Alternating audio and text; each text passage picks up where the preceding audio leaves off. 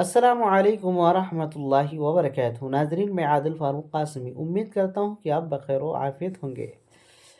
ایک بات ذہن میں آئی اور دل نے چاہا کہ اس بات کو اپنے دل و دماغ تک محدود نہ رکھا جائے، کیوں نہ آپ تک شیئر کیا جائے۔ وہ بات اس احقر کے لیے بھی قابل مفید ہے، قابل فائدہ ہے، اور امید کرتا ہوں کہ آپ حضرات کے لیے بھی فائدہ مند ہوگی۔ آج ایک کتاب کا میں مطالعہ کر رہا تھا، جس میں یہ ایک شعر لکھا ہوا تھا، بلکہ ایک بہت امپورٹنٹ بات ہے، اور اس شعر کے ذریعے بڑا دور اندیش میسج دیا گیا ہے، بڑا اچھا پیغام دیا گیا ہے، اور ایک احساس دلایا گیا ہے۔ وہ شعر کیا تھا کہ حیرت ہے کہ تعلیم و ترقی میں ہے پیچھے، جس قوم کا آغاز ہی اقرا سے ہوا تھا۔ ناظرین، یہ بڑا دلگداز شعر ہے، جس کے ہر حرف کے اندر، ہر لفظ کے اندر ایک بڑا پوشیدہ پیغام چھپا ہوا ہے۔ ناظرین، آج ہر کوئی دنیاوی حالات سے آشنا ہے، حالات حاضرہ کو بھی دیکھ رہا ہے، اور ماضی میں گزرے ہوئے حالات سے بھی بہت سارے لوگ ایک طریقے سے واقف ہیں، اور فیوچر کے جو نتائج آنے والے ہیں ان سے بھی کسی نہ کسی درجے ہم سب کو ایک فضا محسوس ہو رہی ہے۔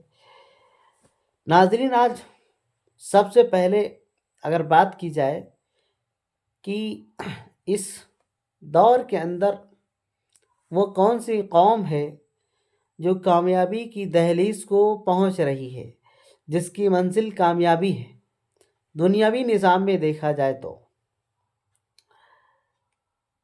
تو سب سے بڑا جب یہ سوال اٹھتا ہے تو ذہن میں بات یہی آتی ہے کہ جس قوم نے اپنا آئیڈیل اور اپنا نمونہ ایجوکیشن کو بنایا ہے، جس قوم نے ایجوکیشن پہ، تعلیم پہ فوکس کیا ہے، اس نے بڑی بڑی کامیابیوں کی منزلیں طے کی ہیں، اور اسلام کا دستور اور اسلام کا پہلا پیغام اور آقا دو جہاں صلی اللہ علیہ وسلم پر جو پہلی آیت کریمہ نازل ہوئی، اس کا بھی سب سے پہلا جو پیغام ہے، سب سے پہلا جو ٹائٹل ہے، وہ یہی ہے، جس میں فرمایا گیا اقرأ بسم ربک الذی خلق۔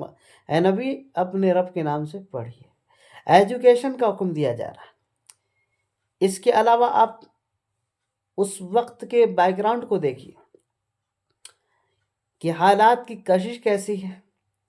چاروں طرف سے ظلم و بربریت کے پہاڑ توڑے جا رہے ہیں، شرک و بت پرستی عمومی طور پر، کھلے طور پر عام ہے، اور ایسے مقدس گھر کے اندر وہ نانجار اور جو کسی بھی لائق نہیں، جو پتھروں کی شکل لے ہوئے اپنی جگہ پر سینکڑوں برسوں سے کھڑے ہوئے، بیٹھے ہوئے، پڑے ہوئے، ان چیزوں کی پرستش کا ماحول ہے۔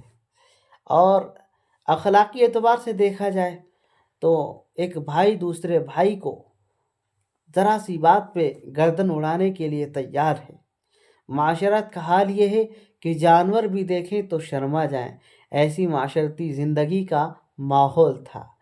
ایسے حالات کے اندر اللہ تبارک و تعالیٰ کی طرف سے پہلا پیغام کیا آ رہا ہے؟ اے نبی، پڑھیے۔ پڑھنے کا حکم دیا جا رہا ہے۔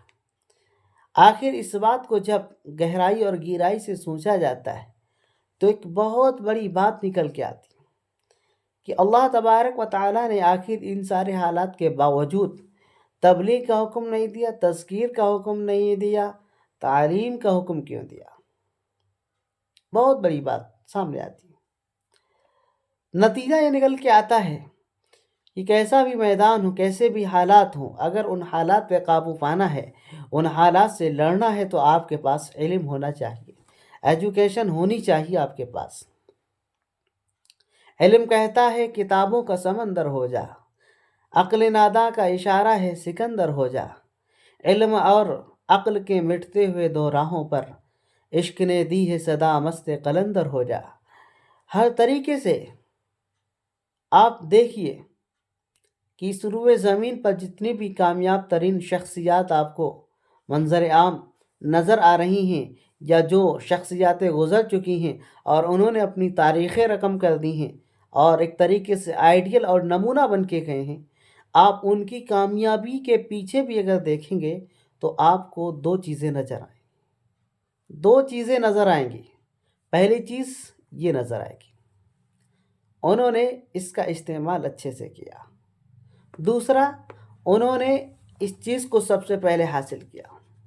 اس چیز کو حاصل کیا. بیک گراؤنڈ میں آپ دیکھ رہے ہیں کتابیں لگی ہوئی ہیں. انہوں نے اس کے ذریعے روحانیت حاصل کی اور اس کے ذریعے پریکٹیکل کیا.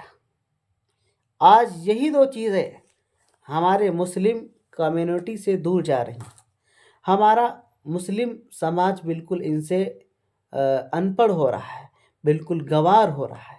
ہمارے مسلمانوں کی نسلیں ان چیزوں سے دور ہٹ رہی ہیں. اب تو حالات یہ ہیں کہ مسلمانوں کی حرص اور ان کی طمع اس حد تک بڑھ چکی ہے کہ ان کا وہ بچہ جو ابھی ماں کی گود سے نکل کے آیا ہے، ابھی دودھ پیتے ہوئے دانت ٹوٹے نہیں ہیں، آج وہ بچہ 7-8 سال کی عمر کو ہوتا ہے تو باپ اس کو اس کا ہاتھ پکڑ کر کے ہوٹل پہ لے جاتا ہے اور کہتا ہے بیٹا آج سے تم یہاں پہ گلاس دھو لو. گویا کہ اس کے ذہن میں غلامیت کی زنجیر ڈال دی گئی.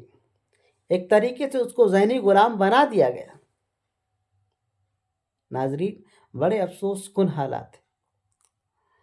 معاشرتی زندگی، اخلاقیاتی زندگی ہر اعتبار سے مسلم سوسائٹی کی تباہ و برباد ہو رہی. اور دینی اعتبار سے دیکھا جائے تو حالات بڑے ناگفتہ ہیں. اللہ خیر کرے کہ امت کا شاید ہی کوئی فرد ہو جو اپنے کامل ایمان کے ساتھ روئے زمین پر یہ کہہ سکتا ہو کہ میں کامل ایمان والا ہوں. ایمان کو لرزہ کرنے کے لیے، ایمان اور یقین کے شمع کو بجھانے کے لیے ٹیمیں کام کر رہی ہیں اور بہت ساری سازشیں اس فیلڈ میں اتر کر مسلمانوں کی ایمان و یقین کو برباد کر رہی ہیں.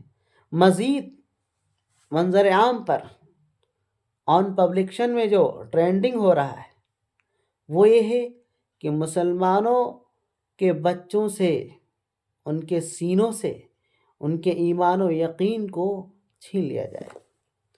جو بچہ پیدا ہوتے ہی سب سے پہلا لفظ اللہ کا بولے، کلمہ طیبہ پڑھے، لا الہ الا اللہ محمد رسول اللہ، اس کی زبان سے یہ الفاظ چھین لیے جا رہے ہیں اور ایک طریقے سے مکمل طریقے سے ارتداد کا طوفان برپا کیا جا رہا ہے.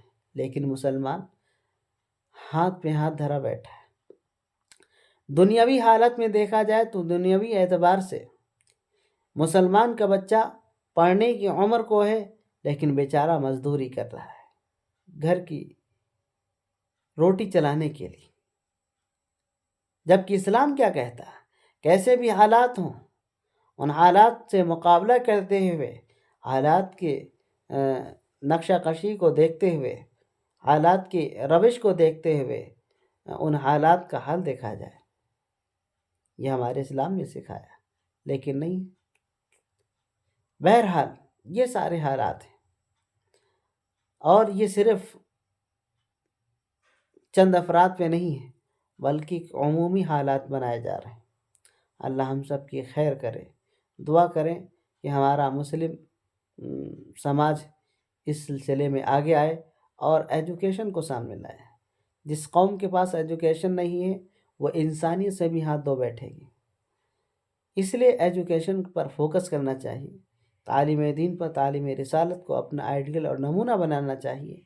ہمارے سامنے اسوہ رسول اللہ ہے، آپ علیہ الصلوۃ والسلام کی پریکٹیکلی زندگی ہے. یہ سب چیزیں ہوتے ہوئے ہم کسی کلچر اور کسی تہذیب کے محتاج نہیں ہو سکتے ہیں. اللہ ہم سب کو کہنے زیادہ سننے کی توفیق عطا فرمائے.